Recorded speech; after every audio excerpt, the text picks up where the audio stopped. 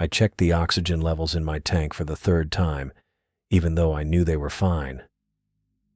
The numbers showed exactly what they should. Enough air for 6 hours of submersion with a 3-hour safety margin. Methodical checks were my ritual before every dive, but today felt different. The Mariana Trench wasn't forgiving of mistakes. Oxygen nominal, life support systems green across the board, I said, making a mark on my checklist. The cramped interior of the Abyssal Explorer barely gave me room to stretch my legs, but I'd grown used to small spaces over the years. Around me, the research vessel Horizon buzzed with activity. Lab techs rushed back and forth with last-minute data, and the engineering crew ran final systems checks. I'd been on dozens of research expeditions, but the energy today was electric. We were chasing something new. "Marcus, I'm getting some interesting readings on the depth scanner," Sophia Quinn said, approaching with a tablet in hand. Her practical ponytail bobbed as she walked. Water clarity is better than expected at the target depth, around 60 meters of visibility with the Explorer's lights. That's nearly twice what we anticipated. I took the tablet, studying the numbers. These salinity readings can't be right.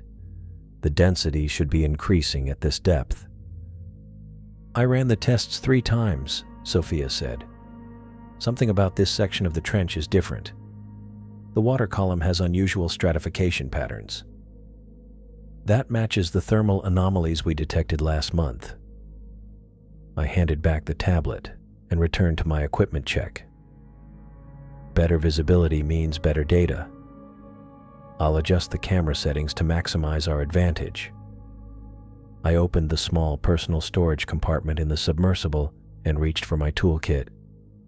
My fingers brushed against something small and plastic. Pulling it out, I found myself holding a tiny, bright blue seahorse charm, Mary's good luck token. My daughter had pressed it into my palm 3 days ago at the airport. "Take Bruce with you, Dad," she'd said, using the silly name she'd given the toy when she was 7. "He's my best good luck charm." I smiled, remembering how serious her 14-year-old face had looked. "Don't lose him, okay? He keeps you safe underwater." I carefully tucked the seahorse into the breast pocket of my diving suit, making sure it was secure. Mary had her mother's practical nature, but my fascination with the ocean, the perfect combination. Thinking of Mary naturally led to thoughts of Anne. Our last conversation had been civil but strained, typical for us since the divorce 3 years ago. "Another expedition, Marcus? Didn't you just get back from the Arctic?" Her voice had that familiar edge of disappointment.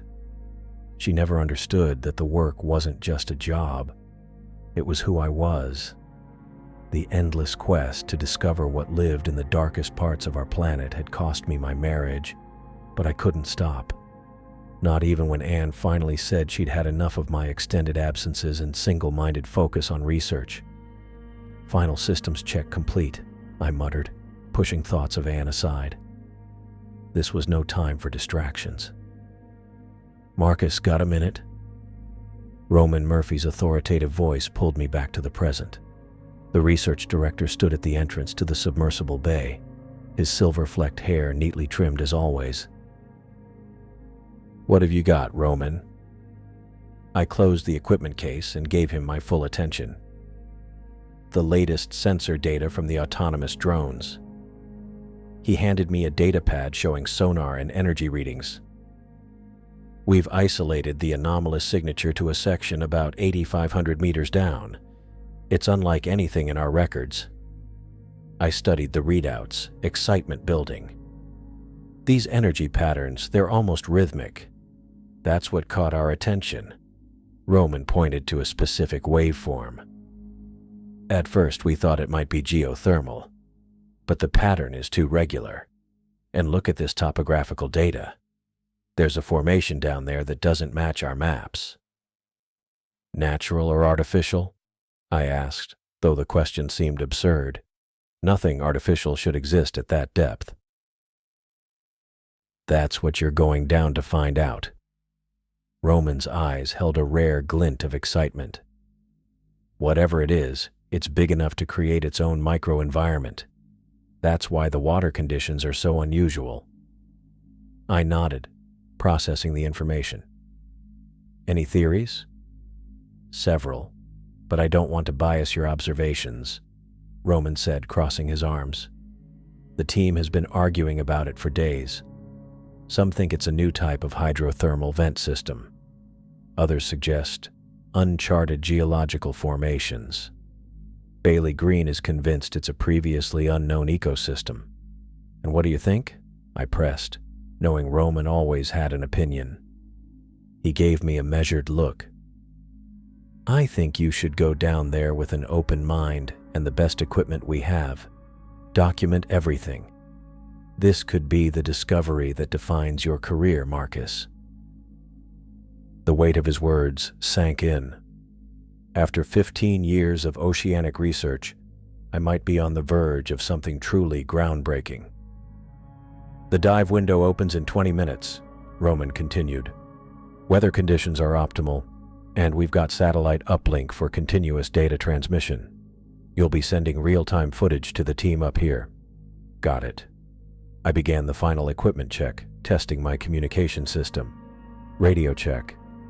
How do you read? 5 by 5, came the response from Mission Control. Telemetry links are stable. The next 15 minutes passed in a blur of activity. I sealed myself into the Abyssal Explorer, running through the launch protocol with mechanical precision. The submersible was a marvel of engineering, a titanium sphere wrapped in composite materials designed to withstand the crushing pressure of the deepest ocean trenches. Sealing main hatch, I reported, pulling the heavy door closed and engaging the locks. The satisfying thunk of metal bolts sliding into place signaled my separation from the world above. Explorer secure for launch, came Sophia's voice over the comm. All systems nominal. Prepare for deployment. I felt the familiar lurch as the crane lifted the submersible from its cradle. Through the viewport, I watched the research team grow smaller as I was hoisted over the side of the horizon. The bright morning sun glinted off the waves below. Deployment in 3, 2, 1. The Explorer hit the water with a splash, and I immediately felt the change as the ocean embraced the vessel. This was the moment I loved most. The transition from one world to another. Beginning descent, I said, activating the ballast systems. Water filled the external tanks, and the Explorer began to sink beneath the surface. The azure waters around me darkened quickly. At 50 meters, the sunlight still penetrated, casting a blue glow through my viewport. By 100 meters, the blue had deepened to indigo. The comforting voices from the surface team remained clear in my headset. Passing 500 meters, I reported, all systems functioning normally. Copy that, Explorer, Roman responded. Your descent rate is optimal. As I sank deeper, I turned on the external lights. They cut through the darkening water, illuminating particles floating in the vast emptiness. This far down, the ocean was no longer a friendly place. It was an alien world where humans could only visit briefly in protective shells like mine. Passing 1,000 meters, I noted, entering the midnight zone. The pressure outside the hull was building, over 100 atmospheres now, but inside my tiny bubble of technology, I remained safe. I checked the structural integrity monitors. All green. I continued my descent, reporting depth markers at regular intervals. At 3,000 meters, I passed through a layer of bioluminescent organisms that sparkled like stars against the black water. Their blue-green light created an ethereal display outside my viewport. Are you seeing this? I asked, adjusting the external cameras to capture the phenomenon. Coming through clearly, Sophia confirmed.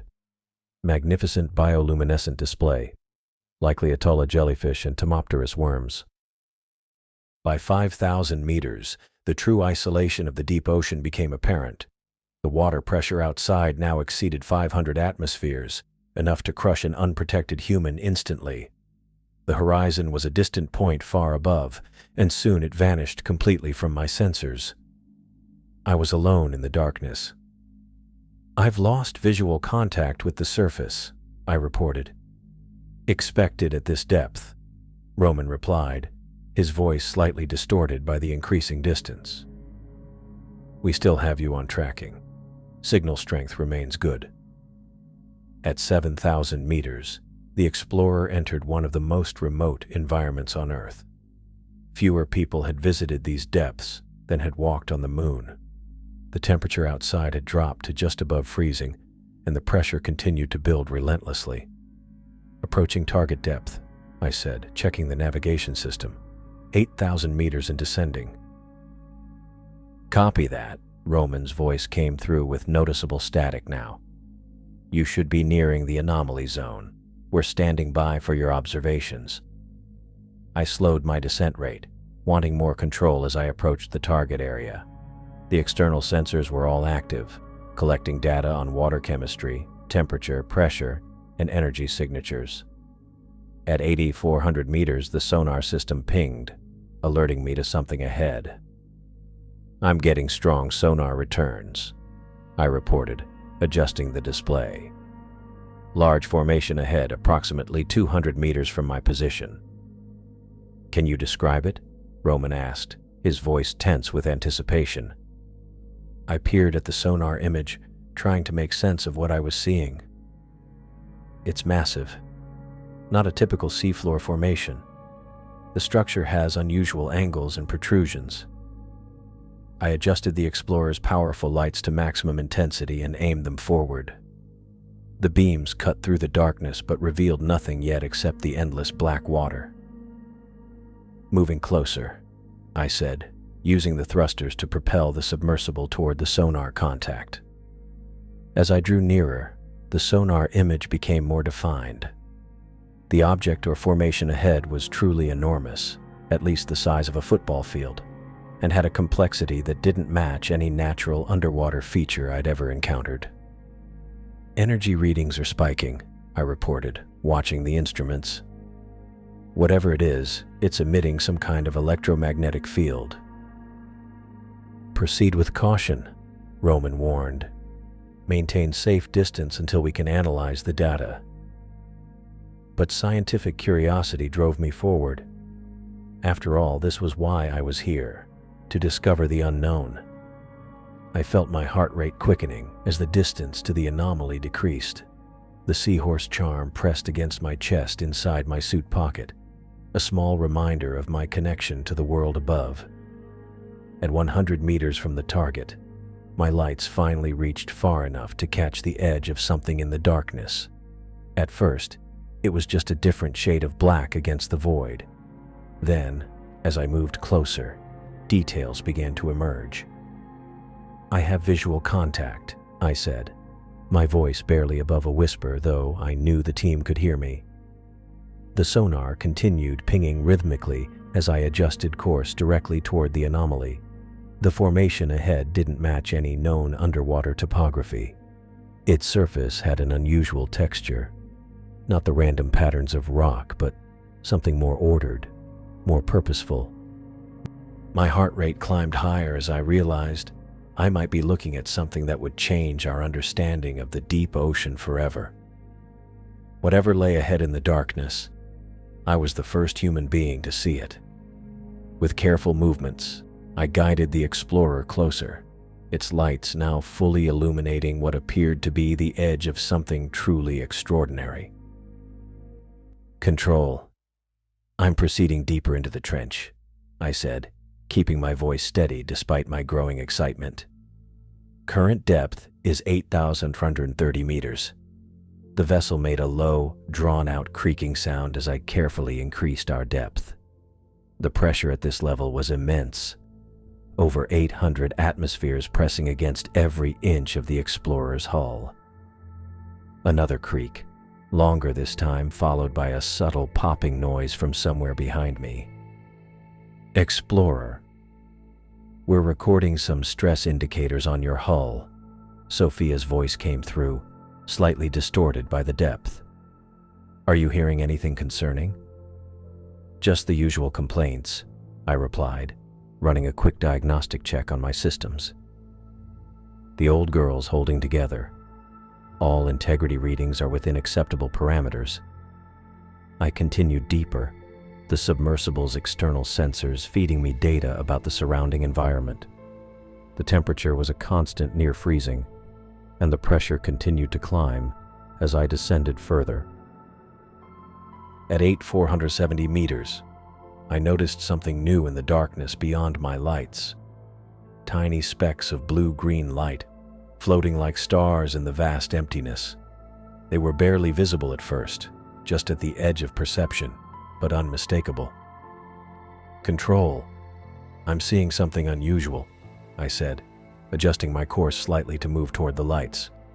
Bioluminescent organisms, blue-green in coloration. Very small, possibly planktonic.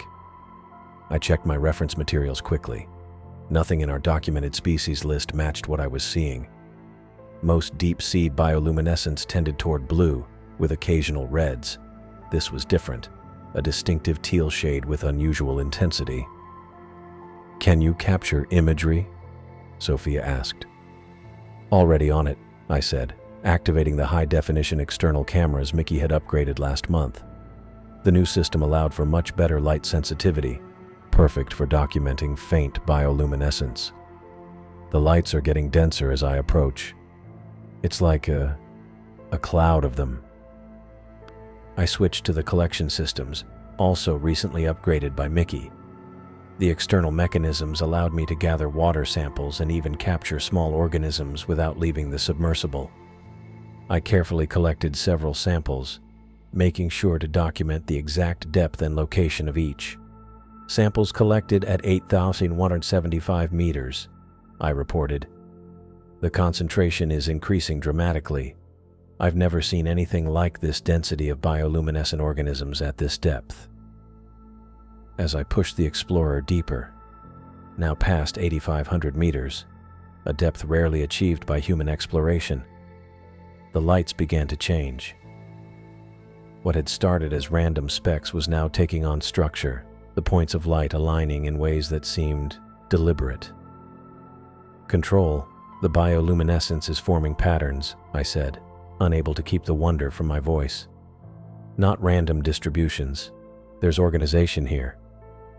I carefully maneuvered closer, the submersible's lights illuminating what I could only describe as tendrils of light, long flowing strands of bioluminescent organisms stretching upward from below, like an underwater forest caught in a gentle current. Each tendril consisted of thousands of individual points, all pulsing in perfect synchronization. I need to speak with Roman, I said, my fingers moving across the controls to capture as much data as possible. The patterns I'm seeing, they're not random. A minute passed before Roman's voice came through, clear despite the depth. Marshall, what exactly are you seeing? He asked. It's like a forest, Roman. Tendrils of light stretching up from below, some reaching 15 to 20 meters in height. The organization it follows patterns, mathematical sequences. The spacing between major tendrils appears to follow Fibonacci ratios. The pulsing has a consistent rhythm. I navigated the Explorer carefully between two massive tendrils, each one comprised of millions of tiny organisms, all blinking in perfect unison. The effect was mesmerizing, waves of light rippling through the darkness in all directions. I'm sending up the live feed now, I said, making sure the data uplink was functioning properly. This could completely change our understanding of deep-sea ecosystems. The level of organization suggests some form of communication between organisms. We're receiving the feed, Roman replied after a moment, his typically composed voice tinged with amazement. The team is... well, they're speechless, Marshall. This is unprecedented. I continued to document everything, taking additional samples and capturing footage from multiple angles. The scientific part of my brain was cataloging, measuring, hypothesizing, but another part was simply in awe. In all my years of ocean exploration, I'd never encountered anything this extraordinary. The density increases toward what appears to be the center of the formation, I reported, carefully guiding the explorer deeper into the forest of light. I'm proceeding with caution. The tendrils grew thicker as I moved forward, forming intricate patterns that reminded me of neural networks. Light pulsed through them in waves, sometimes starting from the bottom and flowing upward, other times radiating outward from central points. Marshall, we're picking up unusual energy readings from your location. Sophia's voice came through, tinged with concern. Nothing dangerous, but definitely unusual. Are you registering anything on your instruments? I checked my readouts. Minor electromagnetic fluctuations, but nothing that would interfere with the explorer's systems. The bioluminescence seems to be generating its own field. I felt a mixture of scientific caution and pure excitement. This discovery could represent an entirely new form of deep-sea life, one with levels of organization previously thought impossible at these depths. The implications for marine biology, for our understanding of how life could evolve in extreme environments, were enormous. I'm approaching what appears to be the center of the formation, I said, keeping my voice level despite my racing thoughts. The light patterns are intensifying. As I moved closer to the apparent center, the pulsing of the lights grew more pronounced, more rhythmic. The blue-green glow filled the explorer's cabin, casting everything in an otherworldly light. It was almost hypnotic, the way the patterns flowed and changed, drawing me deeper into their display. The central area is approximately 30 meters ahead, I reported. The bioluminescent activity is at least 5 times more intense than at the periphery. I carefully adjusted my course, moving between the massive tendrils that now surrounded the explorer on all sides. The lights pulsed faster as I approached the center, their rhythm becoming more complex, more compelling. Control. I'm maintaining position at 8,520 meters, I said, proceeding toward the center at minimal speed. The lights continued to pulse around me, their glow intensifying with each meter I advanced. They seemed to be responding to my presence, or perhaps to the explorer itself, their patterns shifting and flowing as if in reaction to our movement through their midst. Control. Are you seeing this? I asked, my voice sounding distant to my own ears. The patterns are getting more organized. Sophia's voice crackled through the comm. We're recording everything, Marshall. Can you describe what you're observing? I tried to formulate a response, but found myself tracking a particular sequence of lights that rippled from left to right across my viewport. My thoughts slowed, becoming as fluid as the water outside. The tension in my shoulders melted away. How long had I been watching? Seconds? Minutes? Marshall? We need verbal confirmation. Sorry, I said, blinking slowly. It's just beautiful. The lights seem to follow each other. There's a rhythm to them. I reached for my tablet to record some measurements, but my hand moved as if through honey. The urgency that normally drove my scientific observations had dissolved into a pleasant calm. I managed to activate the spectral analyzer, watching as wavelength data scrolled across the screen. Dr. Bell, this is Milo.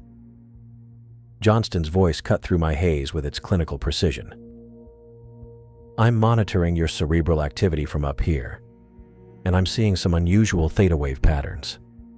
Your brain activity is shifting toward frequencies associated with deep meditation or early-stage sleep. I nodded, though no one could see me. That makes sense. I feel relaxed. Marshall, that's concerning, Milo replied. You shouldn't be experiencing altered consciousness during this dive. I knew he was right, but couldn't muster the appropriate concern. The lights pulsed in sequences that pulled at my attention. I tried to focus on the instruments, to document the phenomenon properly, but my gaze kept drifting back to the viewport. "I'm taking measurements," I said, though my fingers moved sluggishly across the controls. "Wavelength peaks at 482 nanometers, intensity fluctuating between..." The numbers blurred as another pattern caught my eye. "Sorry, lost my train of thought." The lights outside seemed to brighten in response to my voice, their rhythm quickening slightly. I tilted my head, watching as the pattern shifted. "Did you see that?" I asked, suddenly more alert. "They changed when I spoke." "Can you clarify, Marshal?" Roman's voice now sharp with interest. I shook my head, trying to clear it. "The patterns, they changed when I talked, like they're responding to the submersible." I tapped the external hull gently with my knuckle, and immediately the lights nearest that section flared brighter, their rhythm disrupting before settling into a new pattern. "They're responding to stimulus," I said, more focused now. "I'm going to test this." I engaged the thrusters, moving the Explorer 2 meters to the left. The lights swirled and followed the movement, their patterns shifting and flowing around the new position. I stopped, waited 30 seconds, then moved 2 meters right. Again, the lights responded, reorganizing themselves around the submersible. "Control, are you getting this? The bioluminescence is tracking the Explorer's movements. This isn't random, they're reacting to us specifically." "We're seeing it," Roman confirmed. "Try changing your depth slightly." I adjusted the ballast, rising 3 meters. The light patterns stretched upward, following my ascent, their rhythm quickening. When I descended back to my original position, they condensed again, the pulses slowing to their previous cadence. "This is incredible," I said, my scientific curiosity temporarily overriding the strange lethargy. "They're not just responding to physical presence, they're adjusting their entire communication pattern based on our movements." "Communication pattern?" Sophia questioned. "You're suggesting these are signals?" I watched as the lights continued their dance around the Explorer. Ray's theories about deep-sea bioluminescent communication might have been more on target than we realized, I replied. "But this goes beyond simple signaling between organisms." "What do you mean?" Sophia asked. The lights pulsed faster, drawing my attention back to their hypnotic rhythm. I lost myself in their flow for several seconds before remembering the question. "This is coordinated," I finally answered. "Most bioluminescent communication we've documented is between individuals or small groups, mating signals, warnings, lures for prey. This is different. It's like a network. The entire formation is behaving as a single entity." I checked the chronometer and blinked in surprise. 23 minutes had passed since my last time check, though it felt like only 5. The pleasant fog had settled back over my thoughts, making it difficult to maintain focus on anything but the lights. "Marshal." Milo's voice again, more urgent now. "Your heart rate has decreased to 52 beats per minute. Respiration is shallow. These readings match patterns seen in hypnotic states." I heard him, but couldn't quite process the concern in his voice. The lights pulsed in sequences that seemed meaningful, almost like words written in an alphabet I couldn't quite read. "Dr. Bell," Milo's voice sharpened. "I need you to look away from the viewport. Now." "In a minute," I murmured. "I'm observing something important here." "Your blood pressure is dropping," Milo continued, his voice tight. "Whatever you're seeing is affecting your autonomic nervous system. Break visual contact immediately." Something in his tone finally cut through the haze. With significant effort, I forced myself to turn away from the viewport, looking down at the instrument panel instead. The effort was like pulling away from a powerful magnet. My heart pounded suddenly, adrenaline cutting through the lethargy. "I'm okay," I said, though my voice shook slightly.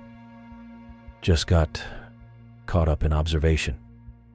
"Your vital signs are already normalizing," Milo noted. "Marshall, whatever that light pattern is, it's having a direct neurological effect on you." The realization hit me with disturbing clarity. I'd been sitting there, gradually slipping into an altered state without even noticing. The scientific part of my brain kicked back into gear, now seeing the lights not just as a fascinating phenomenon, but as a potential danger. "Control. We need to analyze the video feed," I said, still keeping my eyes averted from the viewport. The light patterns might match known hypnotic frequencies. Bailey should review the footage. She might be able to determine if this resembles any documented biological lure mechanisms. "Already on it," Roman replied. "Bailey's setting up analysis parameters now." I took a deep breath, steadying myself. "I think we've found something that goes well beyond bioluminescent communication. These organisms aren't just signaling each other. They're capable of affecting consciousness." My hand moved toward the control panel, and I realized I was unconsciously trying to turn back toward the viewport. I pulled it back, disturbed by how strong the compulsion was. "I want to keep observing," I said, "but we need safety protocols. Milo, can you set up an alert that will trigger if my vital signs show I'm falling into that state again?" "Already done," he replied. "And Marshall? Don't look directly at those patterns for more than a few seconds at a time." I nodded, though the desire to turn and lose myself in the rhythmic beauty of the lights remained powerfully tempting. "Marshall, how are you feeling now?" Milo asked through the comm.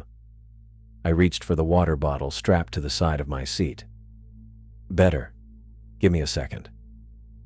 The cool water helped ground me as I took several long swallows. The plastic crinkled loudly in the small cabin as I squeezed the bottle, the sound sharp and real compared to the dreamlike quality the lights had induced.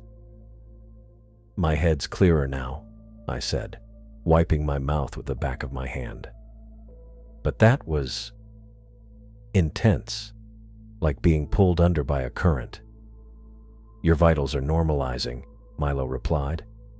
"Heart rate coming back up, brain activity shifting to normal patterns." I ran a hand across my face, feeling the stubble on my cheeks. The cramped interior of the Explorer felt more real now, the hard edges of the control panel solid under my fingers. I checked the oxygen readout. Still plenty left. The clock showed I'd lost almost half an hour staring at those lights. That was concerning. I glanced at the instrument panel, careful to keep my eyes off the viewport. The sonar readings showed something massive beneath us, but the details were fuzzy. I needed a better look. "I'm going to adjust the external lights," I told Control. "Point them downward instead of straight ahead. That might give us a view without me having to look directly at the bioluminescence." "Proceed with caution," Roman's voice came through. "But this is remarkable data already." I reached for the lighting controls, keeping my gaze fixed on the panel. The submersible had 8 powerful external spotlights that could be independently adjusted. I rotated all of them to point downward at a steep angle, away from the field of lights that had been mesmerizing me. "Lights repositioned," I reported. "I'm going to check the video feed on the monitor instead of looking through the viewport. Should give me some distance from the direct effect." I switched on the main display, which showed the camera feed from the external lights now pointing downward beneath the Explorer. What I saw made me forget to breathe. "Oh my God," I whispered. "What is it?" Sophia asked, her voice sharp with concern. "What are you seeing?" On the screen, illuminated by the powerful spotlights, was not the ocean floor I'd expected, but something else entirely.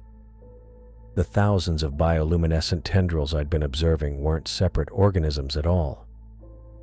They all connected to a massive central structure beneath them, like countless tentacles or filaments extending from a single body. It's one thing, I said, my voice barely audible even to myself. I cleared my throat and tried again. The lights, the tendrils, they're not separate organisms. They're all part of one massive entity. The central mass was enormous, with a textured surface that pulsed slightly. The tendrils grew from it like hair from a scalp, or perhaps more like the sensitive whiskers of some deep-sea creature. My mind raced to find comparisons, but nothing in my experience matched what I was seeing. "I need you to clarify, Marshall," Roman said, his academic tone barely masking his excitement. "Are you saying the bioluminescent strands are all connected?" "Yes," I said, adjusting the camera angle to take in more of the massive thing below me. "They all connect to a central body. It's huge, Roman. I'm trying to estimate the size now." I checked the sonar readings again, comparing them with the visual feed. The central mass appeared to be roughly circular, though with irregular edges. Using the explorer's instruments, I took measurements as best I could. Based on these readings, I'd estimate the central mass at approximately 200 meters across, I reported, my voice steadier now as I fell back on scientific observation. The tendrils extend outward another 100 meters in all directions, creating a total diameter of about 400 meters. "That's impossible," Sophia muttered, but I could hear the awe in her voice. "That would make it the largest known invertebrate by a factor of... I can't even calculate it." "I'm sending you the feed now," I said, transmitting the data up to the horizon. "Tell me you're seeing this too." "We're receiving," Roman confirmed after a moment. "This is unprecedented." I continued to study the feed, noting details. The surface appears to be semi-translucent, with some kind of internal structures visible. There's movement inside it, almost like circulation. As I watched, I noticed the light patterns in the tendrils were changing. They had been pulsing somewhat randomly before, but now they seemed to be synchronizing, creating waves of light that traveled across the entire field in coordinated patterns. "The light display is intensifying," I reported. "The patterns are becoming more organized, more synchronized. It's like they're responding to our presence, or maybe to the spotlights." I adjusted the camera again, trying to get a better view of the central mass. Something was happening there. A section of the surface was changing, opening. "Movement detected," I said, checking the instruments. "There's activity in the central mass." The submersible's sensors picked up a subtle current shift as the thing below us moved. I felt a slight tremor through the explorer's hull. "I'm seeing movement in what appears to be the center of the organism," I continued, zooming in with the camera. "There's an opening forming." The surface of the central mass parted, revealing a dark cavity. Then something emerged from within, a massive round structure that pushed up toward the surface. As it came into the light from my spotlights, I felt my stomach drop. I think it's an eye," I said, my voice barely above a whisper. "I'm looking at what appears to be an enormous eye-like structure." The structure did indeed resemble an eye, a massive orb with a dark center surrounded by tissue that looked remarkably like an iris. It turned slowly, seeming to focus on the explorer. "I'm capturing footage now," I said, activating the high-resolution recording systems. The eye-like structure is approximately 20 meters in diameter.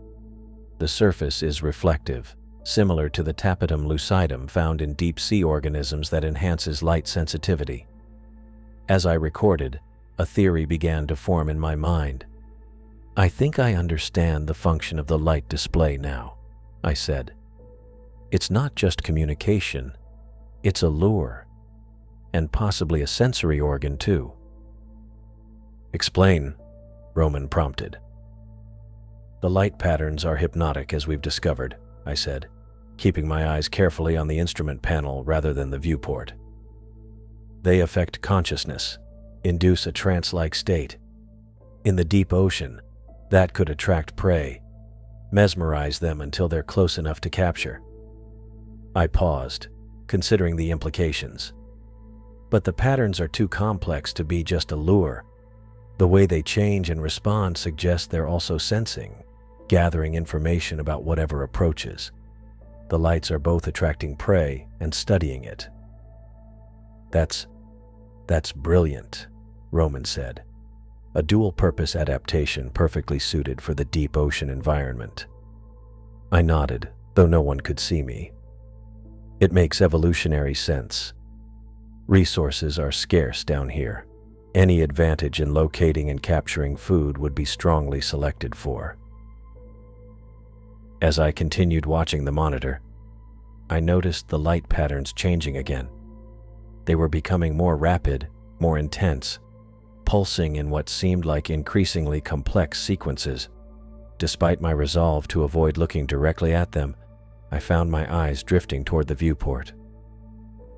The patterns they're beautiful, I murmured, my gaze now fixed on the swirling lights outside rather than on the monitor.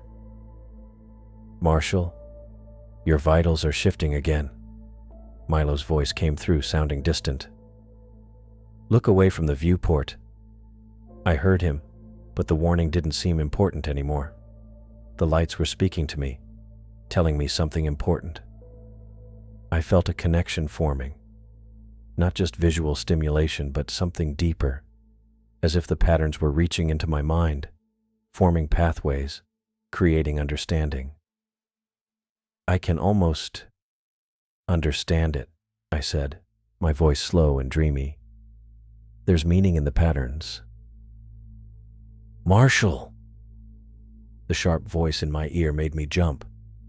Your brain activity is showing the same pattern as before. You're slipping back into the hypnotic state. With tremendous effort, I tore my gaze from the viewport and looked down at my hands. They were gripping the control panel so tightly my knuckles had turned white. I forced my fingers to release, flexing them painfully. Sorry, I said, my voice shaky. It's stronger now, harder to resist. We should abort, Sophia suggested. Bring you back up before... No, I interrupted.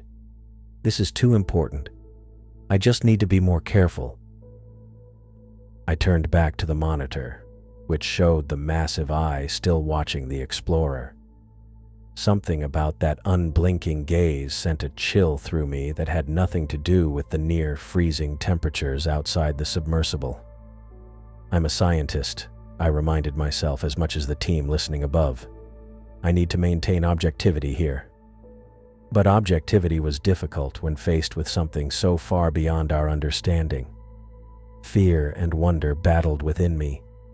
Fear of this unknown creature with its hypnotic powers, and wonder at the discovery of something so extraordinary, so alien, yet existing here on Earth. I've never seen anything like this, I admitted, trying to keep my voice steady. It challenges everything we know about deep-sea life, about the limits of biological complexity in extreme environments. I checked the recording systems, making sure we were capturing everything. Future scientists would study this footage for decades, I was certain, if I could just maintain my focus long enough to document it properly. The eye is tracking the submersible, I noted, watching as the massive orb shifted slightly to follow the explorer's position. It's aware of us, studying us, just as we're studying it. I felt a strange mixture of emotions, scientific excitement, primal fear, and something else, something like recognition, as if this creature and I were engaged in a form of communication that transcended conventional understanding. The thought both fascinated and terrified me. A sudden violent jolt threw me against my harness. The Explorer rocked sideways, knocking my head against the control panel. Warning lights flashed across the dashboard as I grabbed the navigation joystick to stabilize our position.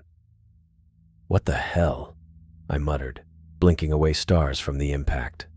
The submersible shuddered again. Harder this heart-stopping impact from below this time. Metal groaned. I was fully alert now, adrenaline clearing away any remaining trace of the light-induced trance. "Control. Something's hitting us," I said, voice tight as I checked the external cameras. "Marshall, we're seeing unusual movement on the feed," Sophia replied. "Can you confirm what's happening?" I switched to the downward camera and froze. Rising through the forest of glowing tendrils was something massive and sinuous, darker than the surrounding water and moving with deliberate purpose. The shape twisted upward, its surface reflecting the Explorer's spotlights as it approached. "Oh God," I whispered as understanding dawned. "It's a tentacle." I watched in horror as the enormous appendage, easily 3 meters wide, rose through the bioluminescent field and wrapped around the lower section of the Explorer. The metal hull creaked in protest as the tentacle tightened its grip. Control. The structure isn't a colony or a reef. It's a single organism. "We're dealing with a massive cephalopod," I shouted into the comm. "The lights, the tendrils, they're all part of a lure, like an anglerfish but on an impossible scale." I heard gasps and rapid conversations in the background at control. Roman's voice cut through the chaos. "Are you certain, Marshall?" "Absolutely certain. I'm looking at a tentacle wrapped around our hull right now. The bioluminescent tendrils aren't separate organisms. They're specialized appendages. The whole thing is one creature, and it's using light patterns to attract and disorient prey." I swallowed hard. "That's us, by the way. We're the prey." The vessel lurched again as the tentacle constricted. Warning indicators flashed across my control panel, hull pressure readings spiking into the red. "Marshall, we're registering hull integrity compromised at 2 points, Sophia reported, her voice clinical but tight with tension. "Section 5B and 7A show microfractures forming. Current depth puts external pressure at approximately 850 atmospheres." I didn't need the reminder of what would happen if those microfractures expanded. At this depth, water would cut through the smallest opening like a hypersonic jet. "Initiating emergency ascent protocols," I announced, flipping the safety cover off the emergency thruster controls. I punched the activation sequence, bracing for the sudden acceleration. Nothing happened. I tried again, jabbing the button with increasing force. The thrusters whined but produced no movement. The Explorer remained firmly in the creature's grasp. "Thrusters not responding," I reported, trying to keep my voice steady. "The tentacle must be blocking the propulsion system." "This is Brooke Burgess," a new voice cut in. "I'm initiating remote diagnostic on your damage assessment systems. Can you manually override thrust vectoring to ports 2 and 4? I reached for the secondary controls, adjusting the thruster configuration to redirect all power to the unobstructed ports. "Attempting manual override now," I confirmed, entering the emergency codes. The submersible vibrated as the remaining functional thrusters engaged, but we barely moved. The tentacle's grip was too strong, holding us in place with terrifying ease. "No good," I said. "We're still caught." On the external feed, I watched with growing dread as another massive tentacle rose from below, joining the first. This one was even larger, with visible suction cups the size of dinner plates. It moved with deliberate slowness, wrapping around the midsection of the Explorer. The metal hull protested with a long, agonizing groan. "Second tentacle engaged," I reported, feeling sweat bead on my forehead despite the cool temperature inside the cabin. "It's constricting the vessel." The Explorer tilted at a dangerous angle as the creature adjusted its grip. Equipment that wasn't secured clattered across the floor. My tablet slid off the console, smashing against the far wall. "Marshall, your oxygen recycling system is showing stress," Sophia warned. "The constriction might be damaging the external components." I glanced at the life support readings. They were holding for now, but any further damage could change that quickly. The bioluminescent display outside intensified, the patterns becoming more rapid and complex. The lights now seemed aimed directly at the viewport, pulsing with mesmerizing rhythm. Despite the immediate danger, I found my attention drawn to them again. The beautiful patterns seemed to whisper that everything would be okay if I just relaxed and watched them dance. "Marshall? Marshall, respond." Milo's voice seemed distant, though I knew he was shouting. With tremendous effort, I wrenched my gaze away from the viewport, focusing instead on the emergency protocols checklist mounted on the side panel. "I'm here," I said, my voice sounding slurred even to my own ears. "The lights, they're stronger now. Targeted." I blinked hard and slapped my own face, fighting the drowsiness that threatened to overtake me. "It's a hunting mechanism," I said as clarity returned. "The lights don't just attract prey, they sedate it, like how a python constricts its prey while the victim slowly loses consciousness from lack of oxygen." I laughed bitterly. "Efficient design, really?" "Your neural patterns are showing the same entrainment effect as before, but more pronounced," Milo Johnston said. "Whatever those light patterns are doing, they're directly affecting your brain activity."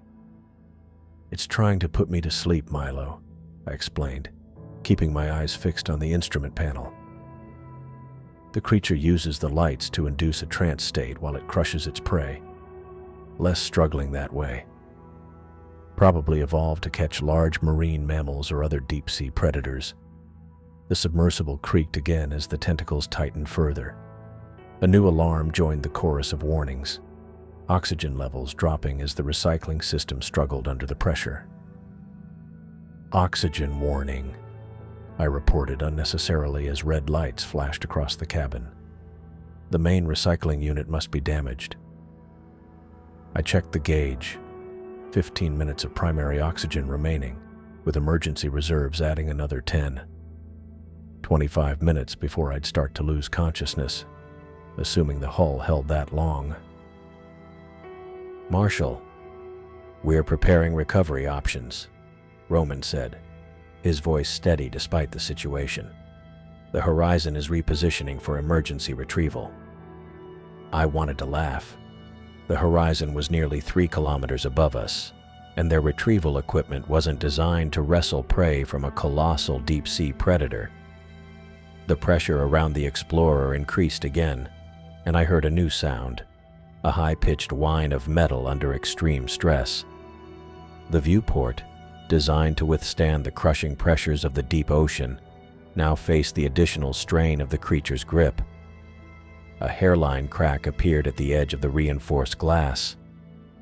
"Viewport integrity compromised," I said, unable to keep the fear from my voice now. "If it gives way—" I didn't finish the sentence. Everyone knew what would happen if the viewport failed at this depth.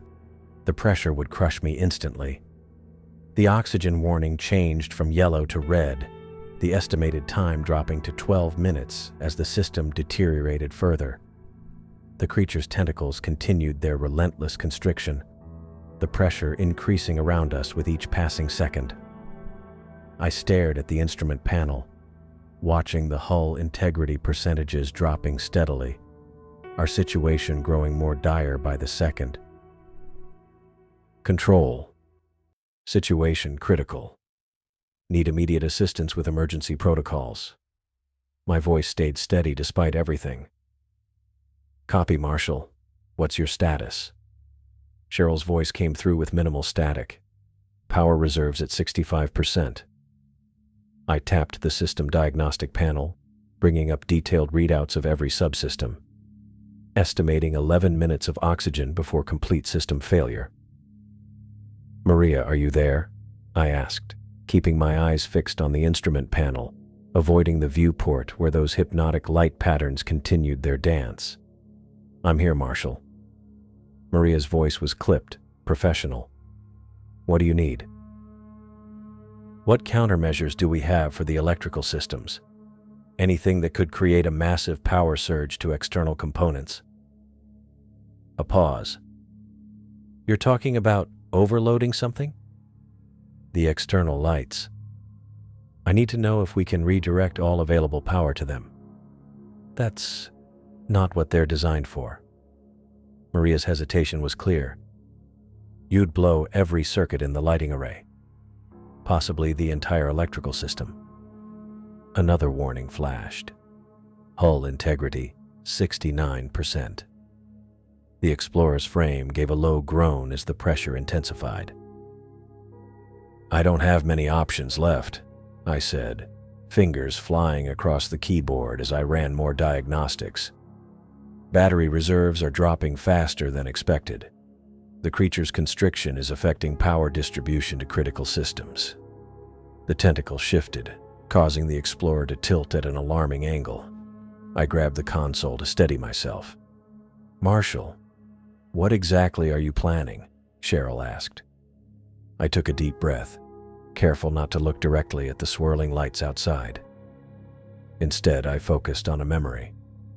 Bella Santos's presentation from last year's Deep-Sea Symposium. Her research on abyssal predators had seemed speculative at the time. But now... "Bella's research," I said. "Remember her paper on sensory adaptation in deep-sea predators? She theorized that organisms at extreme depths would develop hypersensitivity to any light source as an evolutionary advantage." "I remember," Cheryl replied. "She suggested that bioluminescence served as both lure and communication." "Yes, but the corollary was that any creature using light as a hunting mechanism would have extreme sensitivity to light itself." I pulled up the external camera feed on my monitor, studying the massive eye structure that had emerged from the central mass. "This thing has evolved in perpetual darkness. Its entire hunting strategy revolves around controlled light emission." The Explorer creaked again as the pressure increased. Hull integrity dropped to 66%. "I think I see where you're going," Maria cut in. "But Marshall, the external lighting system Aiden installed isn't designed to handle that kind of power. You'd need to override at least 7 safety protocols." "Then talk me through it," I said. "How do I bypass the safety systems?" A long pause followed. I knew what they were thinking. The risks were enormous, but the alternative was worse. "Cheryl, I need to try something," I said, my decision made. "I'm going to overload the external lighting system, create a massive strobe effect directly at what appears to be its eye structure." "Marshall," Cheryl began. 9 minutes of oxygen remaining," I cut in. "Hull integrity decreasing. This is the only plan I've got." Another pause, then, "Maria, walk him through it." Maria's voice became crisp, professional. "You'll need to access the power distribution subroutine first. Enter command code Theta-94 Delta." I typed in the code, bringing up a new screen showing power allocation throughout the Explorer's systems. "Now redirect auxiliary power from non-essential systems, communications buffer, secondary environmental controls, data recording." My fingers moved across the keyboard, reallocating power reserves. "Marshall, your oxygen recycling will suffer," Cheryl warned. "Better than being crushed," I replied, continuing to work. The Explorer shuddered again, more violently this time. Hull integrity dropped to 63%. "Next," Maria continued, "you'll need to override the thermal protection on the lighting array. That's a physical switch under the secondary control panel." I reached under the console, feeling for the switch. Finding it, I flipped it to the override position. Another warning light appeared. Thermal protection disabled. Now the hard part, Maria said. You'll need to manually increase the power capacity to the external lights. That's not something the system is designed to allow. Talk me through it, I said, feeling sweat bead on my forehead, despite the cool air in the cabin.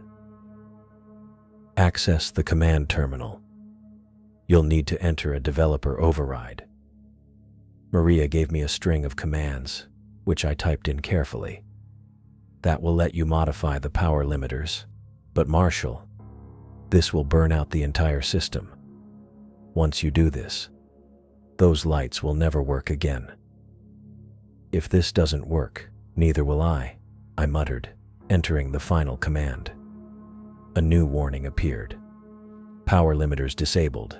Catastrophic system failure possible.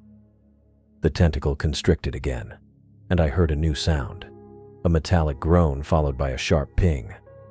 Something had given way in the hull structure. Hull integrity 58%, I reported, my voice tight. Oxygen now at 8 minutes. I could feel the frame of the Explorer beginning to bend under the immense pressure. The hairline crack in the viewport had extended by several centimeters. Almost ready, I said, programming the lighting sequence. I'm setting up a randomized strobe pattern at maximum intensity, focused primarily on the main floodlights facing the eye structure. I worked methodically despite the danger, setting up the sequence to hit the creature with everything the Explorer's lights could produce. The programming itself wasn't complex, but my hands shook slightly as I typed, making it harder. Marshall, be aware that this will likely trigger a complete electrical shutdown, Maria warned. The surge protection will trip, cutting power to everything except emergency life support. Understood. I switched to the emergency systems, making sure they were ready. Emergency life support status? Operational, Cheryl confirmed. But it's minimal. Just oxygen and basic temperature control. No communications, no external sensors. The tentacle shifted again, causing the Explorer to lurch sideways. I braced myself against the console as metal screamed under pressure. Hull integrity 53%, I reported, preparing to execute the sequence. I took one final look around the cramped cabin of the Explorer. My gaze fell on the tiny plastic seahorse charm, Mary's gift, taped to the edge of my console. I reached out and touched it gently. Marshall? Cheryl's voice was tense. Are you ready? I took a deep breath. Executing now. With a final keystroke, I activated the sequence. For a split second, nothing happened. Then the cabin was bathed in reflected light as every external lamp on the Explorer blazed to life at maximum intensity, far beyond their designed capacity. The effect outside was immediate and dramatic. Through the monitor, I saw the massive eye structure recoil, the pupil contracting violently. The bioluminescent tendrils, which had been pulsing in their hypnotic rhythm, suddenly flared in a chaotic pattern. The lights began to strobe, flashing in the randomized sequence I'd programmed. Bright, brighter, blindingly bright, then off for a microsecond before repeating in a different pattern. The effect was disorienting even on my monitor. I could only imagine what it was doing to a creature evolved for darkness. The Explorer's electrical system protested immediately. Warning messages cascaded across my screens. Thermal overload, circuit integrity failure, power surge detected. The tentacles around the Explorer spasmed. I felt the grip loosen slightly, then tighten again, as if in pain or anger. It's working, I called out. The creature's responding to the light. But the Explorer was failing too. The lights flickered as components burned out. The cabin lights dimmed, brightened, then dimmed again as power surged erratically through the system. Marshall, your power grid is collapsing, Maria's voice came through, breaking up. You have seconds before total system failure. The tentacle convulsed again, more violently this time. I felt the Explorer shift upward slightly as the grip loosened. Then, with a final surge, every light in the cabin went out. The monitors died. The comms fell silent. For a terrible moment, I was in complete darkness and silence, feeling the Explorer still gripped by the creature, uncertain if my gamble had worked. The emergency lights came on, dim red illumination casting eerie shadows. The minimal life support system hummed to life, its display showing basic readings: oxygen, temperature, pressure. Nothing else. I held my breath, waiting. Then I felt it, a change in pressure, a shift in the Explorer's position. The tentacle was unwinding, releasing its grip. Through the viewport, the crack hadn't grown any larger. I could see the bioluminescent display had changed completely.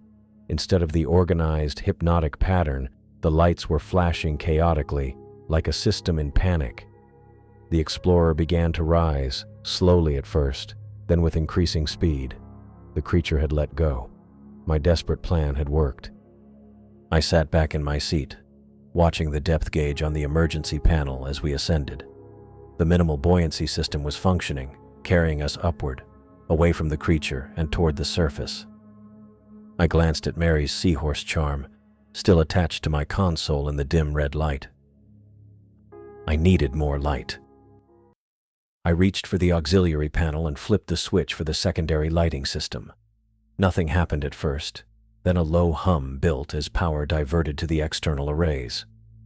I hit the override sequence Maria had walked me through, pushing the system beyond its limits. The darkness outside my viewport suddenly vanished. Light, impossibly bright, painfully intense light, erupted from every external lamp on the Explorer. The beams cut through the black water like lasers, illuminating particles and creating a blinding fog effect around the submersible. I squinted against the glare, even though it was outside the hull. Maximum intensity achieved. I muttered to myself, activating the strobe sequence. The lights began to flash in rapid, irregular patterns. The kind of chaotic pulsing that would wreak havoc on light-sensitive organs evolved in perpetual darkness. Through the strobing effect, I saw the massive bioluminescent field surrounding the Explorer react. The beautiful hypnotic patterns that had nearly lured me into a trance state earlier now flickered erratically. The elegant blue-green tendrils that had seemed so mesmerizing now darkened section by section, like a power grid shutting down during a blackout. I pressed my face closer to the viewport, keeping my gaze clinical and detached despite the disorienting strobe. The creature's massive eye structure, that 20-meter orb that had studied me with such apparent intelligence, contracted violently. I could see it recoiling, pulling back from the assault of artificial light. "It's working," I whispered, watching as the tentacles that had been constricting the Explorer began to loosen their grip. The pressure readings on my hull integrity display ticked upward slightly, from 58% back to 61%. The tentacles, each as wide as a subway tunnel, quivered against the Explorer's hull. I could feel the vibrations through the metal frame, a low-frequency tremor that made my teeth chatter. Then, with a sudden release that sent the Explorer rocking sideways, the first tentacle unwrapped itself and withdrew. I grabbed the edge of the console to steady myself as the Explorer lurched again. The second tentacle was retreating too, sliding across the viewport like a living shadow before disappearing into the strobing darkness. Through the chaos of light and shadow, I caught a glimpse of something massive moving below, the central body of the creature withdrawing, retreating from the sensory assault I had unleashed. "Control, the organism is retreating," I reported, but my words died in the empty air of the cabin. The comm system was offline, another casualty of my desperate power surge. A sudden electric sizzle from behind me made me turn. Sparks erupted from the auxiliary power junction box, followed by a wisp of acrid smoke. Warning lights flashed across every panel, and a high-pitched alarm began to wail. "No, no, no," I muttered, lunging for the master systems panel. I tried to isolate the overload, but it was spreading too quickly through the Explorer's electrical grid. One by one, systems began to fail. Navigation, external sensors, main life support. The displays flickered and died as circuit breakers tripped throughout the vessel. Outside, the blinding lights suddenly intensified to an impossible brightness. For one brief moment, the entire trench was illuminated like daylight, revealing the full scale of the creature as it retreated, a colossal shadow against the newly brightened abyss. Then, with a final surge, every external light blew out simultaneously. The darkness that followed was absolute. I blinked, temporarily blinded by the afterimage of that final flash. Inside the Explorer, even the warning lights had gone dark. The alarm cut off mid-wail, leaving only the sound of my breathing and the creaking of the hull as we continued to ascend. After a few seconds that stretched like hours, the emergency system kicked in. Dim red lights activated around the perimeter of the cabin, casting just enough illumination to see the instruments directly in front of me. The backup life support hummed to life, its fans stirring the stale air. I took stock of my situation. The main power was completely dead. The navigation system was offline. External cameras and sensors were fried. The main oxygen recycling system had failed. I was drifting in a crippled submersible nearly 8,500 meters below the surface with only emergency systems functioning. But I was alive, and I was rising. I located the backup communication system, an old-school analog radio with its own isolated power supply, designed specifically for catastrophic failures like this one. I pulled the handset from its cradle and thumbed the transmit button. "Horizon Control, this is Explorer. Do you copy? Over." My voice sounded rough even to my own ears. Static hissed from the speaker, broken by fragments of what might have been words. I adjusted the frequency slightly and tried again. "Horizon Control, Explorer. Emergency situation. Main systems failure. Currently ascending on emergency buoyancy. Do you copy?" This time the static cleared slightly, and Sophia's voice came through, broken but understandable. "Exp, Riar. This is Khan. Roll. We copy. Status. Report." I pressed the handset closer to my mouth. "Control, Explorer. I've suffered complete electrical failure following the defensive measure. The creature has released the submersible and retreated. Emergency buoyancy system is functional. Emergency life support operational. No navigation control. I am currently drifting while ascending. Over." More static then. "Copy of that. Your position is tracking. Continue. Report. Vital signs." I checked the medical monitor on my wrist, one of the few systems with its own power source. Vital signs, stable. Heart rate elevated but within parameters. No injuries to report beyond minor contusions from impact. Oxygen levels in cabin adequate on emergency recycling. The radio crackled again, and this time Sophia's voice came through more clearly. "Marshall, we're tracking your ascent. Current depth reading 8 through 100 meters. Ascent rate stable at approximately 12 meters per minute. Carl is preparing recovery operations now." "What's the ETA on recovery?" I asked, calculating in my head.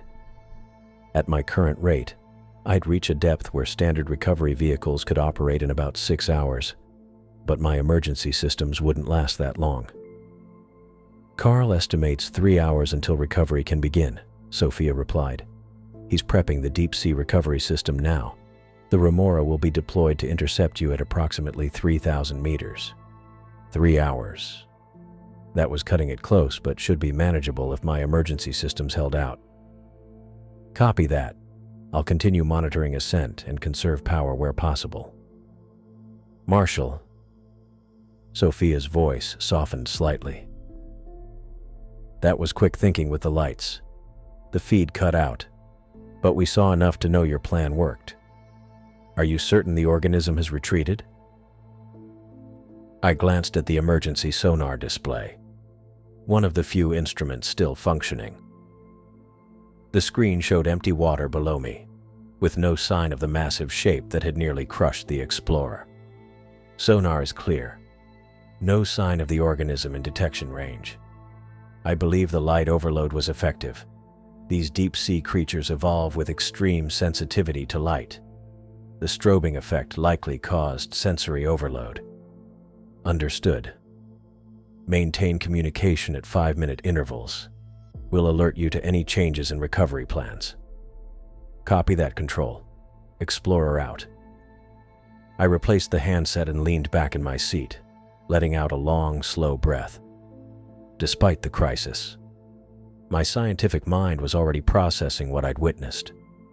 I needed to document everything while it was fresh.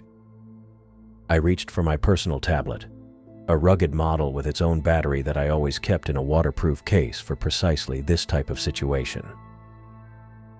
The tablet screen illuminated my face as I opened a new file and began recording. I spoke clearly, organizing my thoughts as I detailed everything about the encounter. Research log, Marshall Bell, Abyssal Explorer mission, depth at observation approximately 8,500 meters within the trench. Subject, encounter with unknown cephalopod species of unprecedented size. I continued methodically, describing the creature's physical characteristics in as much detail as possible. The central mass approximately 200 meters in diameter, the tentacles extending outward at least 100 meters each. The massive eye structure, the bioluminescent tendrils that served as both lure and sensory organs. The organism employs a sophisticated hunting strategy, utilizing bioluminescent patterns that appear to induce a hypnotic or trance-like state in potential prey. I continued, recalling the strange pull I had felt when watching the lights. The effect seems to be neurological rather than purely visual, suggesting a possible electromagnetic component to the bioluminescence. I documented the creature's hunting behavior, its response to the Explorer, the way it had used its tentacles to constrict the submersible, and its retreat when confronted with the overloaded lighting system. I included every detail I could remember, speaking for nearly 30 minutes without pause. When I finished the verbal report, I used the tablet's camera to photograph the instrument readings still visible on the emergency displays. I also took several photos of the water samples I had collected earlier, which contained trace elements of the creature's bioluminescent material. I checked the emergency oxygen display. The recycling system was operating at minimum efficiency, but it showed enough capacity to last approximately 4 hours. The emergency power reserves were at 87% and draining slowly. Both should be sufficient until the recovery team reached me. Next, I carefully examined the water sample containers. They were secured in a shock-resistant rack and appeared undamaged by the electrical surge or the creature's attack. Each container held approximately 500 milliliters of seawater collected at various depths, including samples taken directly from the bioluminescent field surrounding the creature. Under the dim red emergency lighting, I could see that some of the samples still contained faint traces of luminescence, tiny particles that emitted a weak blue-green glow. I made sure the container seals were tight and double-checked that the preservation chemicals had been automatically added to prevent degradation of organic material. These samples would be invaluable for laboratory analysis. They might contain DNA from the creature, cellular structures from the bioluminescent organs, or chemical compounds that produced the hypnotic effect. I secured the sample rack with additional straps to ensure it would survive the ascent and recovery process. With the immediate scientific documentation complete, I turned my attention back to monitoring the Explorer's systems. The emergency sonar pinged steadily, showing nothing but open water below me. The creature had truly retreated, at least for now. I kept one eye on the sonar display as I continued to ascend. Every 5 minutes I reported my status to Control as promised, providing my current depth, ascent rate, and emergency system status. The responses from Sophia grew clearer as I rose through the water column, the radio signal strengthening as the distance decreased. During one check-in, Carl Vargas himself came on the line. "Bell, this is Vargas. I'm prepping the Remora now. We've got your ascent trajectory plotted and should intercept you at approximately 3,000 meters. How are your systems holding?" "Emergency power at 72%, oxygen recycling stable, ascent rate unchanged," I reported. "All other systems remain offline." "Copy that. We're monitoring a weather system moving into the area. Shouldn't affect the recovery, but be prepared for some turbulence when we reach shallower depths." Understood. As the hours passed, fatigue began to set in. The adrenaline that had carried me through the encounter with the creature was wearing off, leaving me drained. I fought to keep my eyes open, focusing on the rhythmic ping of the sonar and the slow upward creep of the depth gauge. The lingering effects of exposure to the creature's hypnotic light patterns didn't help. Even hours later, I could still see those pulsing blue-green tendrils when I closed my eyes.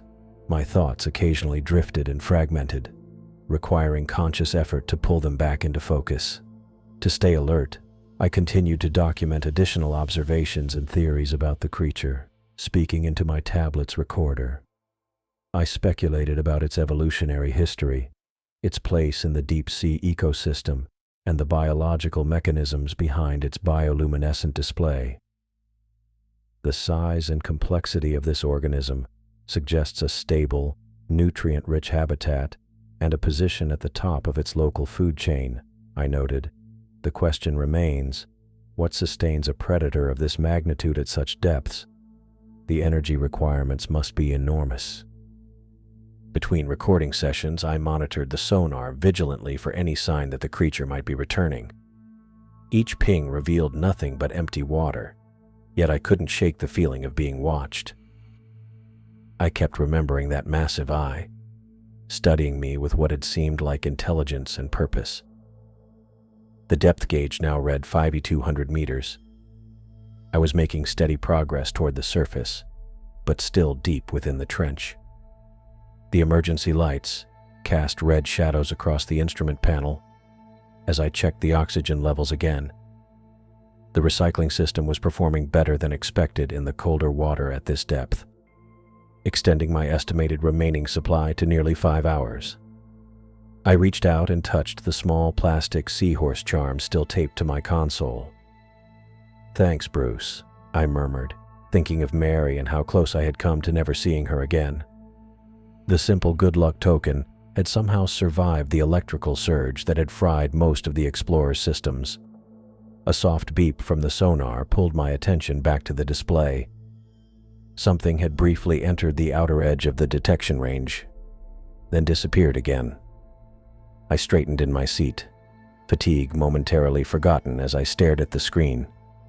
The ping repeated, showing nothing but empty water.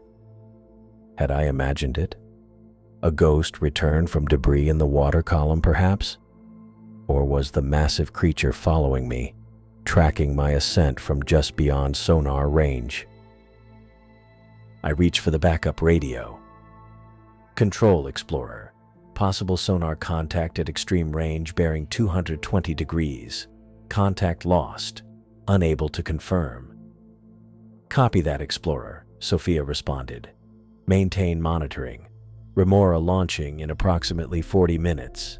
Current intercept projection unchanged." I acknowledged the transmission and returned to watching the sonar display, fighting both exhaustion and the lingering effects of the creature's hypnotic influence as I drifted upward through the dark water. The red light of the sonar pulsed once more, but this time a distinct signature appeared. Not random noise, a pattern of movement. Whatever it was, had changed course, now moving on an intercept trajectory with my position. The math was simple and terrifying. The contact was gaining on me, despite my ascent. I checked the emergency panel. According to the depth indicator, I'd risen to about 4,700 meters, still miles from the surface and hours from rescue. The emergency buoyancy system was working as designed, providing a slow but steady ascent through the water column. The sonar pinged again. The contact was now clearly visible, its signature unmistakable. The massive organism I'd encountered below was following me upward. My pulse quickened as I studied the movement pattern. Deliberate, not random. It was tracking me. But why now? It had retreated when I'd overloaded the lighting system. Something must have drawn its attention again. I scanned the emergency systems panel, considering what had changed. The main power was dead, navigation offline, external sensors non-functional, but the emergency systems were active. The backup life support, the emergency buoyancy controls, the analog radio, all essential systems that operated on isolated circuits, generating their own electrical fields. The realization hit me with sudden clarity. The creature was sensitive to electrical impulses. It had to be. In the darkness of the deep ocean, beyond the reach of sunlight, electrical sensitivity would be an evolutionary advantage, allowing it to detect the bioelectric fields generated by other organisms. My emergency systems were broadcasting my location like a beacon. I grabbed the radio handset. Control Explorer, I have a confirmed sonar contact. Same signature as the deep-water organism. It's following me. Static crackled before Sophia's voice came through. Copy, Explorer. Can you confirm distance and approach vector? I checked the sonar again. Contact is approximately 800 meters below my position and closing. Current rate suggests intercept in under 15 minutes. There was a pause before Sophia responded. Remora deployment is proceeding, but intercept is still approximately 55 minutes away. Can you increase ascent rate? I glanced at the emergency buoyancy controls. Negative. Emergency buoyancy is at maximum. With main power out, I can't increase ascent speed. The truth of my situation settled over me. The lighting system that had driven the creature away was completely destroyed, the circuitry fried beyond repair. The Explorer's power reserve showed 81%, but that was only for emergency systems. I had no weapons, no deterrents, and nowhere to hide in the vast openness of the water column. Control, I believe the emergency systems are attracting it. The electrical signature from the backup power and life support. It must be sensitive to the fields they generate. Roman's voice replaced Sophia's. Marshal, is there any way to shield or minimize those signatures? I ran my hand through my hair, thinking quickly. Not without compromising life support. I need oxygen recycling and emergency power for ascent. The sonar pinged again. The contact had gained another 50 meters. It's definitely following me, I reported, and it's accelerating. I stared at the emergency panel, calculating possibilities. If I shut down non-essential systems, I might reduce my electrical signature enough to become less noticeable, but I'd be compromising my already limited capabilities. The decision came down to a brutal calculus. Which systems could I sacrifice to improve my chances of survival? I needed life support, obviously. The emergency buoyancy system was critical for ascent. The radio was my only communication link to the surface. But the backup sensors, the internal lighting, the climate control system, those I could live without. Control. I'm going to power down non-essential systems to reduce my electrical signature. I'll maintain radio contact, but I'm shutting down everything I can spare. Understood, Explorer, Sophia replied. We'll maintain continuous monitoring from here. I reached for the emergency panel and began the process of shutting down systems one by one. The internal lighting went first, plunging the cabin into near total darkness, except for the dim glow of the essential indicator lights. Next, I disabled the backup external sensors, the thermal regulation system, and the atmospheric monitoring. The cabin would get uncomfortable, but that was better than the alternative. As each system went offline, I watched the power consumption indicator drop. The Explorer became quieter, the hum of electronics fading to near silence. All that remained was the soft rhythm of the oxygen recycler and the occasional creak of the hull as I continued to ascend. The sonar pinged again. The contact was still approaching, but its progress had slowed slightly. I allowed myself a moment of hope. Perhaps the reduced electrical signature was making me harder to track. Then I saw it through the viewport, a faint blue-green glow in the darkness below. The bioluminescent tendrils had reappeared, but they were different now. Instead of the bright, hypnotic pulsing I'd seen earlier, they remained dim, almost stealthy, creeping through the water like searching fingers. The creature had changed its hunting strategy. It had learned from our previous encounter. A cold knot formed in my stomach. I was witnessing adaptive behavior from an organism that, by all rights, shouldn't exist. Not at this scale. Not with this level of apparent intelligence. I grabbed the radio again. Control. I have visual confirmation. The bioluminescent structures are visible, but they're different.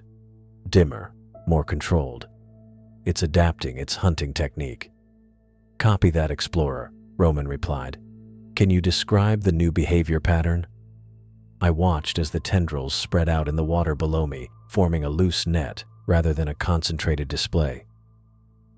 It's using a search pattern now, spreading tendrils in multiple directions.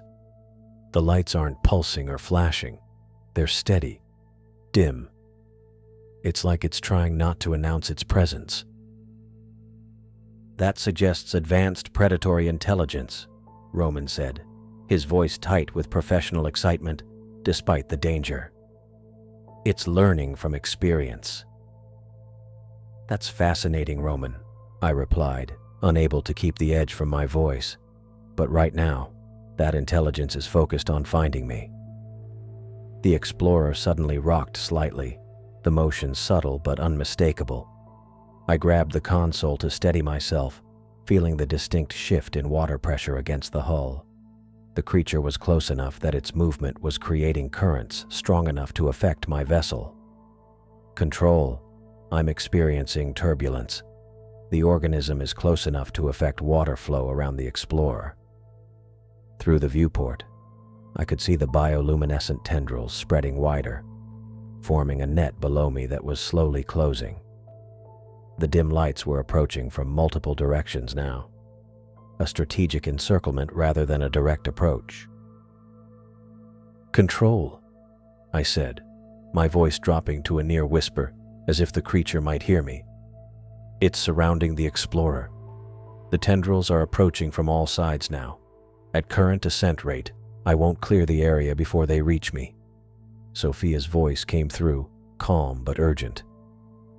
Marshal, recovery is still approximately 50 minutes out. The remora is descending as fast as safely possible, but we need you to buy time. I watched the creeping tendrils, their dim glow now visible from every direction I could see through the viewport. The creature had abandoned the hypnotic pulsing strategy that had failed earlier, instead opting for this stealthy, methodical approach. I'm running out of options, Control, I said, scanning the emergency systems panel for anything I might have missed. Main power is dead, lighting system destroyed. I've powered down everything non-essential. I stared at the power indicator. Emergency reserves at 79%. Not much, but perhaps enough for one more desperate gambit. Wait, I said, an idea forming. The creature responds to electrical signatures. That's what's drawing it to me. What are you thinking, Marshal? Roman asked. I studied the emergency systems diagram on the panel. If I could create an electrical discharge away from the Explorer, something stronger than my own signature, I might be able to distract it, draw it away from my position. How would you generate that kind of discharge? Sophia asked. I traced the power distribution lines on the diagram. The emergency battery system. If I could rig a way to send a controlled discharge through the water at a distance from the explorer. Marshall, you're talking about deliberately shorting out part of your emergency power, Sophia warned. That's extremely risky. I know, I admitted, but I've got enough reserve capacity to sacrifice some power if it buys me time. I looked around the cabin, thinking quickly. The external sample collection arm was still intact, though without main power, I couldn't extend or manipulate it. But the electrical connections to it were accessible through the maintenance panel near my feet. I'm going to try something, I said, kneeling awkwardly in the confined space to access the panel. The sample collection system is powered down, but I can rewire its connections to the emergency battery. I removed the panel cover and examined the wiring. The collection arm had its own dedicated power coupling that could be repurposed. With careful manipulation, I could create a circuit that would deliver a powerful electrical pulse through the water several hundred meters away from the explorer.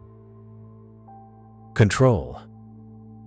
I'm preparing to send an electrical discharge approximately 300 meters off my starboard side. I'm hoping it will create a stronger signature than the explorer's systems. Understood, Sophia replied. But Marshall, be careful.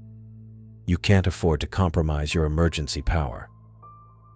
I finished the rewiring, creating a crude but functional circuit that would channel power from the emergency battery to the external coupling of the sample collection arm. A timer switch would allow me to control the duration of the discharge. Through the viewport, I could see the bioluminescent tendrils continuing their approach, now less than 50 meters from the explorer. I needed to act quickly. Preparing to discharge now, I reported, setting the timer for a 3-second pulse. Here goes. I activated the circuit. The emergency power indicator dipped slightly as electricity flowed through the improvised system. Outside, nothing was visible at first, but I kept my eyes on the bioluminescent tendrils. For a moment, nothing changed. Then, suddenly, the pattern of the lights shifted. The tendrils nearest to the starboard side paused, then changed direction, moving away from the explorer toward the location of the electrical discharge. It's working, I said, unable to keep the surprise from my voice. The tendrils are responding to the discharge. They're moving toward it. The strategy had worked, at least partially. Some of the bioluminescent structures had diverted toward the electrical disturbance, but others continued their approach from port and below. I need to try again, I said, resetting the timer. This time I'll target a different area. I adjusted the circuit to direct the discharge to a different external coupling point, this one located on the port side of the explorer. When the preparations were complete, I triggered another 3-second pulse. Again, the emergency power indicator dipped. Again, the bioluminescent tendrils reacted, those nearest to the port side changing course toward the new disturbance. The creature seemed confused, its coordinated approach now disrupted as different tendrils responded to different stimuli. I watched as the glowing structures moved away from the explorer, searching for the source of the electrical signals. Control, it's working. The organism is responding to the electrical discharges, moving away from my position. Good work, Marshall, Roman replied. Remora descent continues. 43 minutes to intercept. I checked the emergency power reserves. 71%. The discharges were depleting my battery faster than I'd anticipated, but the strategy was effective. I needed to be strategic with my remaining power. For the next 20 minutes, I continued the pattern, carefully timing electrical discharges at different points around the explorer, each time drawing portions of the bioluminescent field away from my position. The creature seemed increasingly disoriented, its hunting strategy disrupted by the conflicting signals. My power reserves continued to drop, 64%, then 57%, then 51%. I was gambling with my life support, but the alternative was worse. Marshal Remora has reached 3,000 meters, Sophia reported. Intercept in approximately 15 minutes. I checked the sonar. The main body of the organism remained below me, but its tentacles and bioluminescent structures had spread out, following the electrical signals I'd been sending. I had managed to buy precious time. I can see the recovery cables, I reported as the long, reinforced steel cables came into view, descending from above. They're about 200 meters above my position. I prepared one final electrical discharge, this one stronger than the previous pulses, directing it to a point far below and away from the Explorer. As I triggered the circuit, the emergency power indicator dropped sharply to 43%. The bioluminescent field reacted dramatically, the majority of the tendrils suddenly changing direction and descending rapidly toward the powerful electrical signature. For the moment, the area around the Explorer was clear. The recovery cables continued their descent, now less than 50 meters above me. I watched them approach, fighting the urge to hold my breath. So close now. 30 seconds to cable contact, Sophia reported. Prepare for recovery procedure. I monitored the sonar, watching the organism's signature. It remained focused on the area of the last electrical discharge, but it wouldn't be distracted forever. The cables reached the Explorer, the magnetic locking mechanisms automatically securing around the designated attachment points with solid, reassuring clunks. Control, cables are secure, I reported, ready for ascent. Initiating recovery ascent now, Sophia confirmed. Hold tight, Marshal. I felt the Explorer lurch slightly as tension took up in the cables, then the satisfying sensation of accelerated upward movement.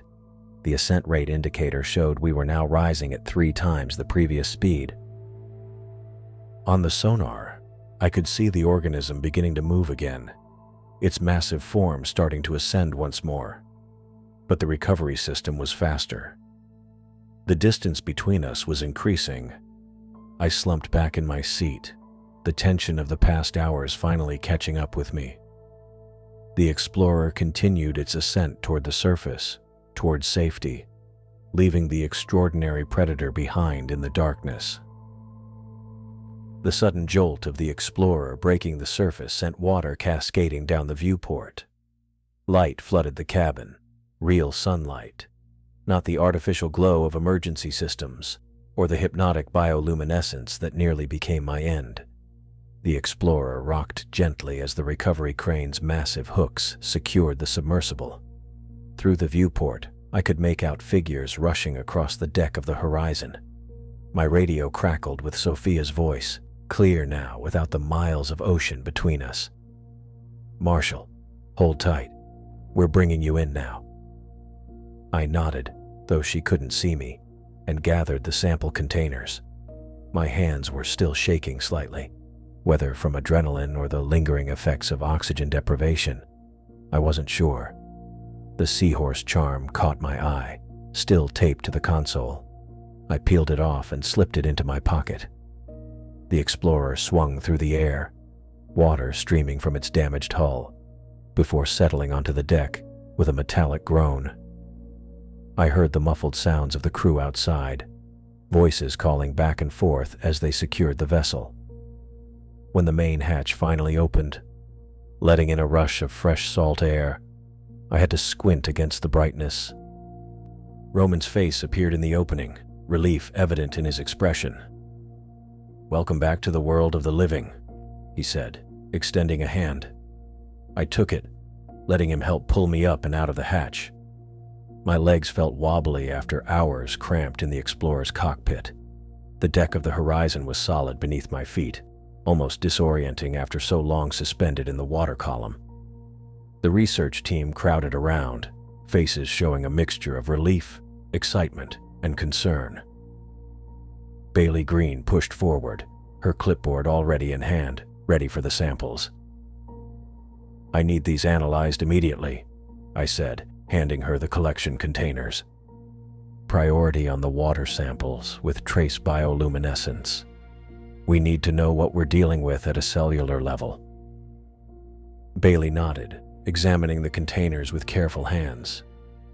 These look intact. I'll get them to the lab right away. Roman guided me away from the Explorer, his hand on my shoulder. His eyes kept darting to my face, assessing. "You look like hell," he said bluntly. "Feels appropriate," I replied. "I just escaped from there."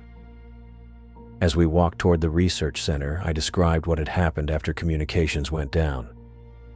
The creature's pursuit, how it seemed to track the Explorer's electrical signature, the way I'd used controlled discharges to distract it. Roman listened intently, asking occasional questions about the organism's behavior and response patterns. "The size alone would make this a significant discovery," Roman said. "But the hunting strategy you're describing, using light as both lure and weapon, that's revolutionary." "It's not just a predator," I said, trying to find the words to convey what I'd experienced. There was intelligence there, purpose. It wasn't just reacting, it was calculating. We reached the medical bay, where Milo Johnston was waiting. His neurologist's eyes were already analyzing me before I sat down on the examination table.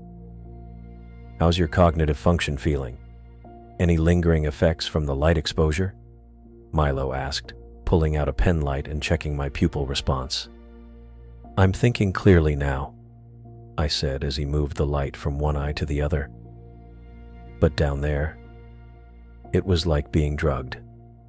The patterns pulled at something deep in my brain." Milo nodded, making notes on his tablet. "Your EEG readings during the encounter showed activity consistent with hypnotic states. The creature might be using frequencies that directly affect the human brain's limbic system." He continued checking my vitals, listening to my breathing, examining the small cut on my forehead from when I'd been thrown against the control panel. "Oxygen levels look good," he said after a few minutes. "No signs of decompression issues, which makes sense given you were in a pressurized environment. But I want you to take it easy for the next 24 hours. That was an extreme stress situation." "I'll try," I said, though we both knew that was unlikely given what we'd just discovered. Roman had been waiting by the door. "When you're cleared, we need a full briefing. Everyone's waiting in the conference room." 30 minutes later, cleaned up and changed into fresh clothes, I stood before the assembled research team. The excitement in the room was almost electric. Faces looked back at me with a mixture of awe and scientific hunger. "What we've discovered," I began, "isn't just a new species. It's an entirely new category of deep-sea predator that challenges our fundamental understanding of life at extreme depths." I detailed the encounter from beginning to end, describing the bioluminescent tendrils, the massive central body, the eye structure that tracked the Explorer. "The creature uses light as both lure and weapon," I explained. "The bioluminescent display isn't just for attraction. It has hypnotic properties that affect consciousness. It creates patterns that induce a trance-like state, likely to immobilize prey before capturing it." Bailey raised her hand. "Could this be similar to how some cephalopods use color patterns to mesmerize prey?" "Similar in concept, but vastly more advanced," I replied. "This isn't just flashing colors. The patterns I observed had mathematical properties, rhythms that seemed designed to interface with neural processes. It was communicating directly with my brain." Sophia stepped forward with a tablet. "We've got the footage ready to review. Most of the external cameras failed during the power surge, but we have about 40 minutes of usable video before that happened." The lights dimmed, and the main screen lit up with the first images of the bioluminescent field. Even in the recording, the beauty of the light patterns was clear. "Stop there," I said, as the footage showed the first clear view of the central mass. "That's the main body. Notice the texture, semi-translucent, with visible internal structures." The team leaned forward, studying the image. I pointed out details, the connection points of the tendrils, the movement visible within the central mass, the proportion and scale that made this organism unlike anything previously documented. "Play it forward to time code 22.14, I instructed. The footage advanced to show the massive eye emerging from the central mass. "This eye structure is approximately 20 meters in diameter," I said, hearing several gasps from the team. And it wasn't just sensing light, it was tracking the explorer, showing active attention and response. We continued through the footage, analyzing the creature's reactions, the intensification of the light patterns, and finally, the moment when the tentacles had first made contact with the explorer. The constriction force was enough to compromise hull integrity, I noted as we watched the pressure readings change on the instrument panel, visible in the internal camera feed.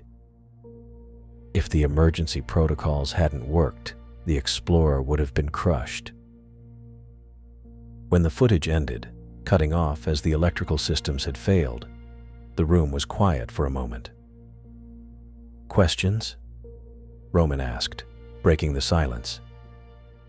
Hands shot up across the room, and for the next hour I answered detailed questions about every aspect of the encounter. The team was particularly interested in the creature's response to the electrical discharges I'd used to distract it during the ascent. "It suggests electroreception capabilities," I explained, "which makes sense for a deep-sea predator. What's remarkable is how quickly it adapted its hunting strategy after the initial encounter." As the briefing wound down, I noticed Bella Santos sitting quietly in the back of the room. While the others filed out, she remained behind, a thoughtful expression on her face. "Your macro-predator theory," I said, approaching her. "You were right all along." Bella had been publishing papers for years on the possibility of massive predatory organisms in the deepest ocean trenches, work that had often been dismissed as speculative by more conservative colleagues. "I never imagined something quite like this," she said, her voice quiet. "The size, yes. The predatory behavior, yes. But the neural manipulation through light patterns? That's beyond anything I theorized." "Yet you predicted the ecological niche it would occupy," I pointed out. "You said there had to be apex predators even at those depths, organisms that evolved specific adaptations to hunt in an environment we thought was too resource-poor to support them." She nodded, finally allowing herself a small smile. "The ecosystem dynamics demanded it. There had to be something at the top of the food chain." "Your papers gave me the framework to understand what I was seeing down there," I told her. "Without that, I might have misinterpreted everything." "What happens now?" she asked. "We analyze the samples, we study the footage, and then we go back down. Better prepared this time." Later that evening, after hours of debriefing and sample analysis, I finally found a moment of privacy in my cabin. I pulled out my satellite phone and dialed Mary's number, calculating the time difference in my head. She'd be out of school by now. She answered on the third ring. "Dad?" "Hey, kiddo," I said, feeling a wave of relief at the sound of her voice. "How's everything going?" "Good. We had a math test yesterday and I think I aced it. How's your trip? Did you find anything cool?" I smiled, looking down at the blue plastic seahorse charm I'd placed on my desk. "You could say that. And guess what? Bruce brought me luck, just like you said he would." "Really? What happened?" I gave her the simplified version of events, describing an amazing deep-sea creature with beautiful lights, careful to leave out the more terrifying aspects of the encounter. "Will it be in my science textbook?" she asked, excitement in her voice. "Someday I bet it will," I told her. "This is a pretty big discovery." After promising to call again in a few days and reminding her to finish her science project, I ended the call. The simple normalcy of talking with Mary had grounded me after the surreal experience of the depths. I couldn't sleep. My mind kept replaying the encounter, analyzing details, considering implications. Eventually, I gave up trying and made my way to the deck. The night was clear, stars scattered across the dark sky, their reflection dancing on the ocean's surface. The water below us looked so ordinary from here, impossible to imagine what lurked miles beneath. I leaned against the railing, feeling the gentle motion of the ship, breathing in the clean salt air. Roman joined me after a while, offering a cup of coffee. "Initial results from the samples are fascinating," he said. "The bioluminescent material contains compounds we've never seen before. Bailey thinks they might have applications beyond marine biology, possibly in neuroscience or even medicine." I nodded, taking a sip of coffee. "We need to go back down." "Already planning it," Roman replied. "We'll need to modify the Explorer first. Stronger hull, better shielding for the electrical systems, more sophisticated lighting arrays to counter the hypnotic effect. And better recording equipment," I added. "We lost too much data when the systems failed." "The university will fund whatever we need after they see what we've brought back," Roman said. "This discovery changes everything we thought we knew about deep-sea ecosystems." We stood in silence for a while, contemplating the dark water. "It's still down there," I said finally, "waiting, and probably not alone." "No," Roman agreed. "Likely not alone at all." I looked up at the stars, then back to the water that hid so many secrets. The creature was out there in the darkness, along with other undiscovered wonders and dangers, waiting for us to find them.